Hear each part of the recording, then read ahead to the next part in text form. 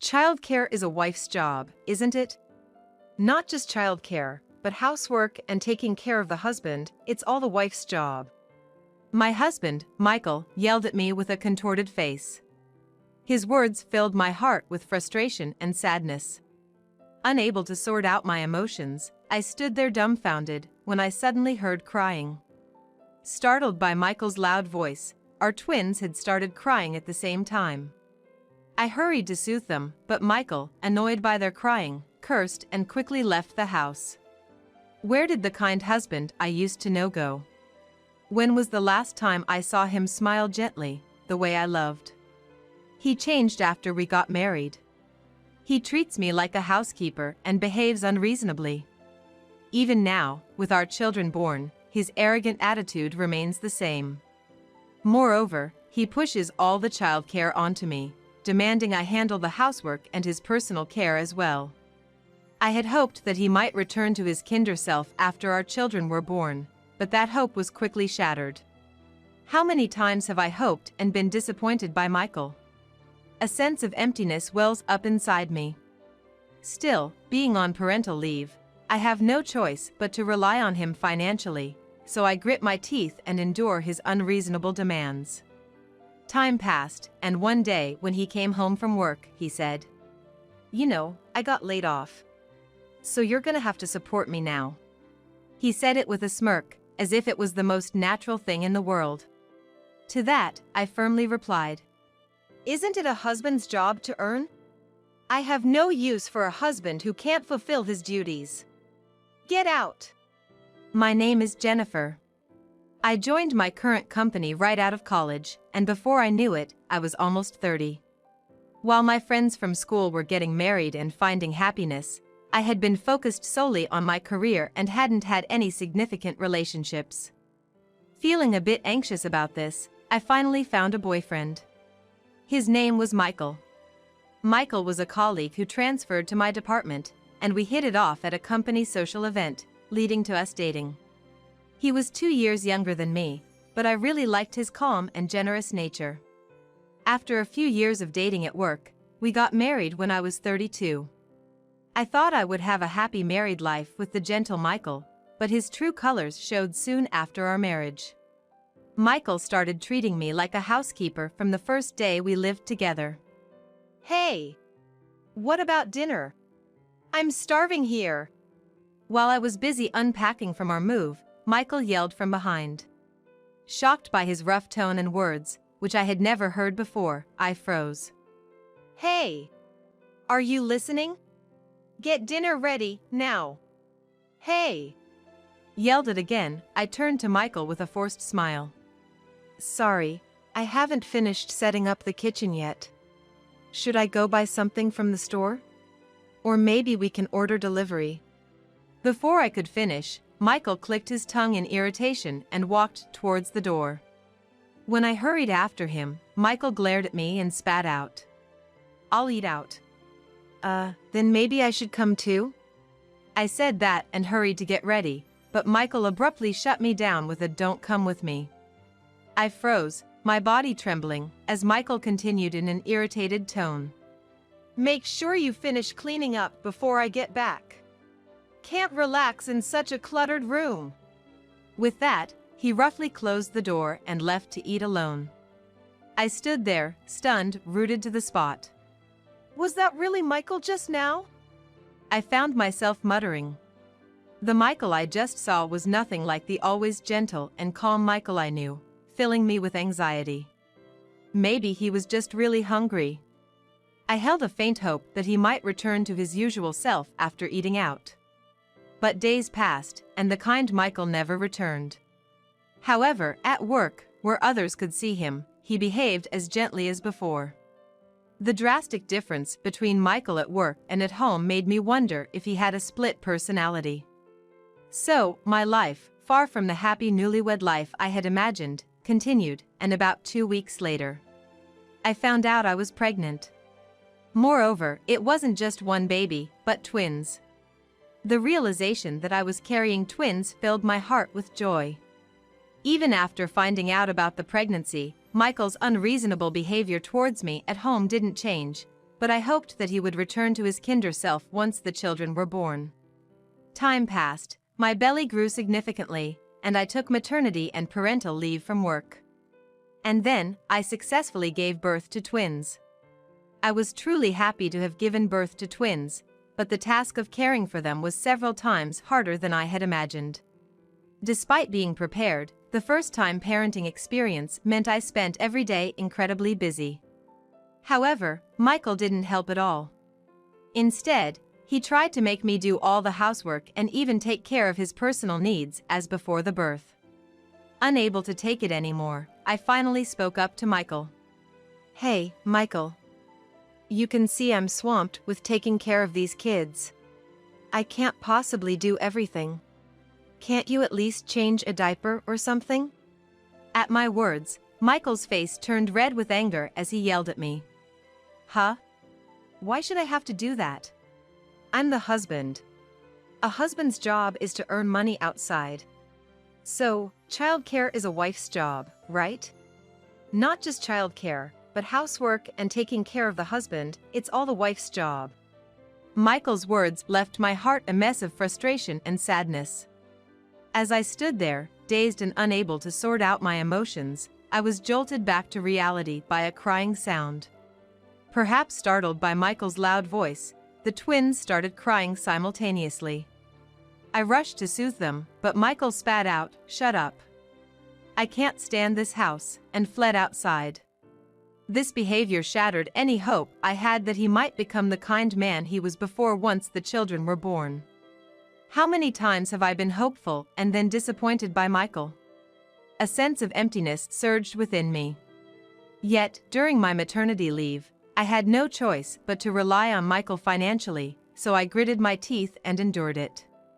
I somehow managed to handle the twins' childcare, the bare minimum housework, and Michael's personal care. Since my parents live far away, they couldn't often come to help. I spent every night soothing the twins who cried at the same time, resulting in constant sleep deprivation. Amid these challenging days, I eventually became ill and had to be hospitalized. However, Michael, claiming he was busy with work, didn't even visit me. When my parents found out that I had collapsed, they immediately came to help and stayed at my house for about a week. They took care of me while I was in the hospital and also looked after the twins, who were steadily growing. Their support allowed me to focus on getting better. Meanwhile, Michael didn't visit me in the hospital, nor did he return home. My parents and I tried to contact him several times to no avail. He was purposely ignoring our calls, although we confirmed he was regularly going to work. What a terrible man, I muttered to myself on the hospital bed. At that moment, I completely gave up on relying on Michael for anything. Once I recovered and was discharged, I returned home, and my parents went back to theirs. A few days later, Michael casually returned home without any apology or words of concern for me. However, I no longer felt upset or angry with him. My feelings for Michael had completely cooled off. This hospitalization taught me the importance of relying on others. My parents scolded and cried over me, saying, "Why did you keep silent until you broke down? Why don't you ask for help? It doesn't matter that we live far away. If you just said you needed help when I called, we would have come no matter where we lived. Raising children is tough, especially two. Use whatever help you can get. We understand you don't want to trouble us, but you ended up harming yourself and being unable to care for your children. Of course, Michael is the main problem, but you staying silent and thinking you have no choice but to handle everything yourself is also an issue." Hearing my parents' tearful and trembling voices, I realized I had chosen to silently comply with Michael's way of life. From then on, I learned to seek help from those around me, not just my parents. I started utilizing community childcare support services to find time for myself and joined a community of parents raising twins. Just knowing I wasn't alone brought me a sense of mental relief. Surprisingly, Michael, who had once seemed so terrifying, no longer scared me. He was just a coward. Perhaps he was accumulating too much stress at work, and he made me his outlet. He probably felt superior because he was financially supporting me, who was overwhelmed with taking care of the kids. His not harming the children wasn't due to any ethical sense. He just knew the disadvantages he would face if something happened to them, having seen tragic incidents on TV. Strangely, Michael and I had been getting along for over half a year. I took care of the housework and childcare because that's supposedly a wife's job. And Michael earned the money, as that's a husband's duty. There was no love between us, and he did nothing fatherly, but he did provide a stable environment with food, clothing, and shelter. Amidst this life, the twins grew up well and turned one. When they finally started daycare, I cried tears of relief the first time I left them there. Even though it was only for an hour during the adjustment period. It felt liberating to have some time to myself. Once the kids completed the adjustment period and started full-day daycare, I promptly returned to work. I had planned to return to work coinciding with their daycare start, but I had to take it as days off during the adjustment period. Working again, I found myself genuinely smiling. The twins are adorable, but conversing with adults who can speak properly was calming. Whether it was with colleagues or my boss, and even if the discussions were about work, I felt fulfilled every day. I was determined to work hard and save up money. Just when I was thinking this, Michael came home from work and blurted out, "You know, I got laid off. So now you gotta support me." I had heard rumors about staff reductions happening soon at his company, and it seemed Michael was one of those let go. He was never great at his job, making careless mistakes and even once shredding important documents. He probably got by for a while due to his good nature at work, but it looks like they finally gave up on him. "It's good timing since you're returning to work now. From now on, you can support me," he said with a smirk.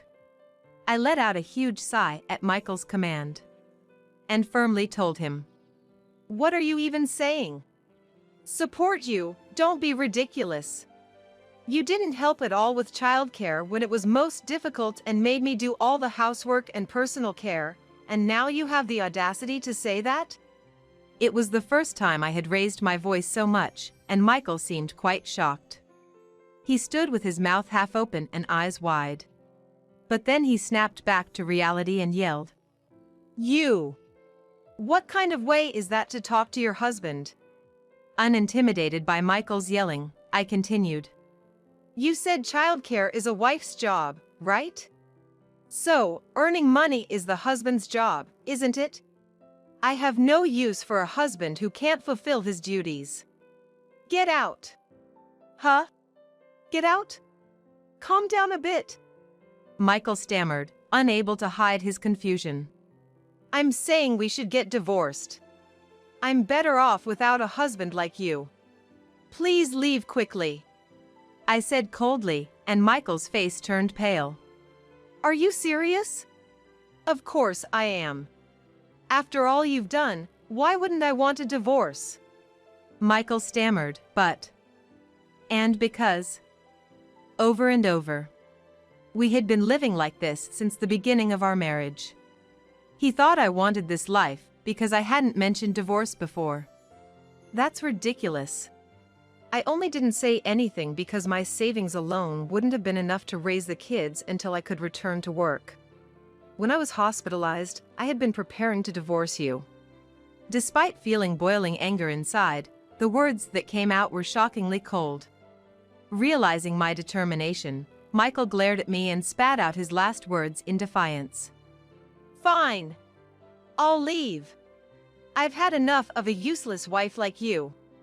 And with that, Michael stomped towards the front door. On his way out, Michael kept muttering to himself in a loud voice, saying things like, "If you're gonna apologize, now's the time. Going back to work with twins will just cause trouble at the workplace, and you can't live without me." Without responding to any of it, I just followed him to the door and turned around. "This is your last chance. You got something to say to me, right?" he asked, his face red with anger yet sweating profusely, a bizarre expression. I just smiled at him and said, "Don't worry about the divorce papers, I'll file them." Hearing this, Michael's face contorted with a big sigh, and he angrily clicked his tongue. As he reached for the door, he glared back at me and yelled, "Don't you dare regret this," before storming out. The moment he left, I quickly locked the door and put on the chain. I let out a sigh of relief, followed by a dry laugh. There's no way I would regret this. I immediately went to Michael's bedroom, opened the wardrobe, and took out the divorce papers. I knew that he had hidden a pre-filled divorce form in the back of this wardrobe since right after the twins were born. He had threatened to divorce me if I couldn't handle the housework and childcare. I quickly filled in my part and went to the office with the twins to submit the divorce papers. After returning home, I called a locksmith to change the locks on the front door to ensure Michael couldn't enter. I sent a brief message to Michael, informing him about the filing of the divorce papers and the changing of the locks. Soon after, I returned to work full-time. The twins were doing well, happily crying, laughing, eating, and enjoying their time at daycare. I cherished the peaceful days that followed. Then, about 6 months after the divorce, something intriguing happened at work. One of my subordinates, Lily, a very popular and beautiful young employee among the male staff, started making odd remarks to me. "Jennifer, Michael is really not a morning person, right? He hardly ever wakes up, and it troubles me every day." "What?" "You know, I love cooking, so I make a lot of breakfast, but he's such a sleepyhead that it often gets cold before he eats." She bragged about this with a smug grin. But when I tried to inquire more, Lily quickly said, "Oh, what am I saying? Please forget what I just said," and refused to speak any further. From her comments, I was convinced that Michael was now living at Lily's place. After being kicked out by me, Michael had tried to go back to his parents, but it seems his in-laws disowned him, saying that a husband abandoned by his wife and children is a disgrace. I had little contact with my in-laws, who lived quite far away and were rather old-fashioned and difficult people. Recently, I received a call from my father-in-law, apologizing and informing me about their disowning of Michael. "Jennifer, it's been a while. I heard from Michael. I'm really sorry about our son. We've disowned him. We regret not being able to help you before." And then, I even received words of support, saying that I could ask for help with anything if I ever faced any trouble. This is probably how Michael, having been kicked out of his parents' home and with nowhere else to go, ended up moving into Lily's house. Lily began to repeatedly tell me things like, "I'm the only one who really understands Michael, and I'm glad that nuisance is finally out of the way." From her statements, I was convinced that the two of them had been having an affair since Michael and I were married. I gathered evidence through other employees' testimonies and hiring a private investigator. As a result, I managed to collect definitive proof of their affair during our marriage. Lily had been openly talking to colleagues about her relationship with Michael and had boasted by sending several photos of them looking intimate. Some clearly taken in a hotel, making it relatively easy to gather evidence of their affair. Armed with this conclusive evidence, I consulted a lawyer and sued both Michael and Lily for damages. Michael yelled, "Why now?" to which I replied, "It's all because of Lily." When Lily confronted me screaming in a high-pitched voice, I just smiled sweetly and said, "Thanks for confessing that you've been having an affair with Michael all along. Honestly, I had no idea he was cheating. But, thanks to you, I was able to gather evidence and sue both of you for damages." Lily twisted her once beautiful face into something monstrous as she yelled at me. However, it was her fault for trying to assert dominance over me for a moment of superiority. She could have stayed silent and nothing would have been revealed. I responded with the biggest smile I've had recently, reminding her to quickly pay the alimony. A few days after the alimony demand, Michael called me. "Jennifer, it's been a while." His voice lacked the fierceness it once had, sounding weak and defeated. "If you have something to say, please go through my lawyer. I'm hanging up now." As I firmly stated this, Michael began to sound desperate. "Wait! Look, I can't pay the alimony! I haven't found a new job yet. I was being supported by Lily. Your circumstances are none of my concern. Please pay the alimony. I said this dismissively, and I could hear Michael sniffling over the phone. Don't be so cold. Lily broke up with me. I didn't know she was so heartless. Apparently, Michael had tried to raise money for my alimony by selling Lily's cherished designer bags and clothes without her knowledge, which led to Lily finding out and promptly dumping him. I got kicked out of Lily's place, and now I'm just staying at a motel. My savings are almost gone. I can hardly afford food. I don't care. Just make sure to pay the alimony. What's with that attitude? Your ex-husband is suffering here. Can't you show a little compassion? Michael's voice was filled with tears, desperately appealing to me. I sighed deeply and replied, I had many difficult times too, but you never helped me. Why do you think you deserve help now? Goodbye. And with that, I unhesitatingly ended the call. I think I heard Michael scream as I hung up, but I felt no pity for him.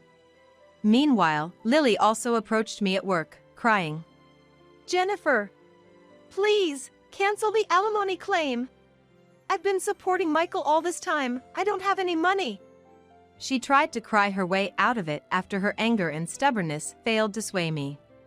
Her overly dramatic crying didn't elicit the slightest bit of sympathy from me. That's not my problem. Besides, this is a workplace. Aren't you ashamed to expose your disgrace like this? Lily's loud wails drew the attention of not only our department but also employees from other departments.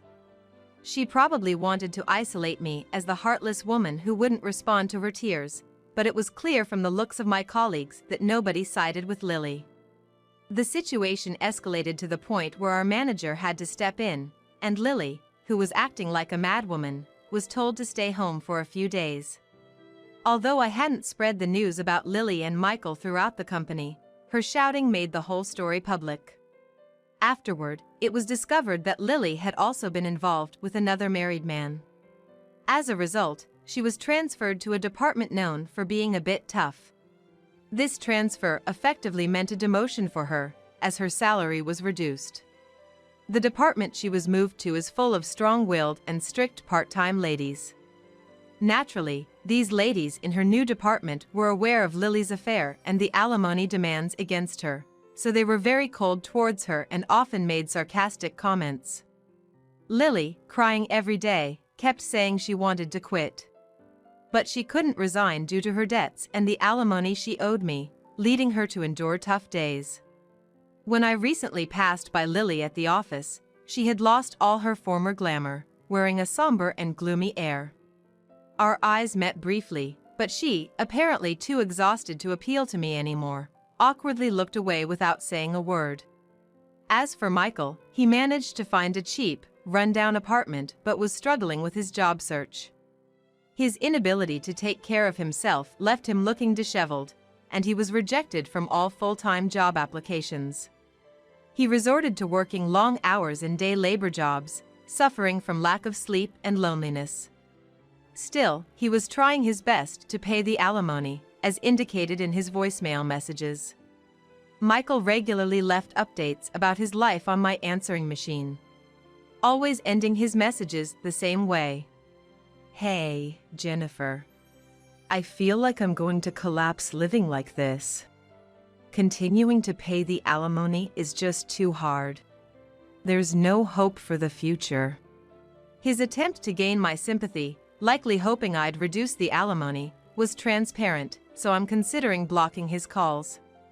After my divorce from Michael, I thought I was done with marriage, but then I had a wonderful encounter. I met a single father in a community for parents raising twins. Coincidentally, we lived close to each other and began to help each other out. He had also been cheated on by his ex-wife and had gone through a period of distrust in people, becoming quite withdrawn. However, he cherished his children and said they were the reason he managed to pull through. We had many things in common and shared our struggles, which naturally brought us closer. Our children got along well too, so we decided to get remarried. Now, we're a lively family of 6, enjoying our days together.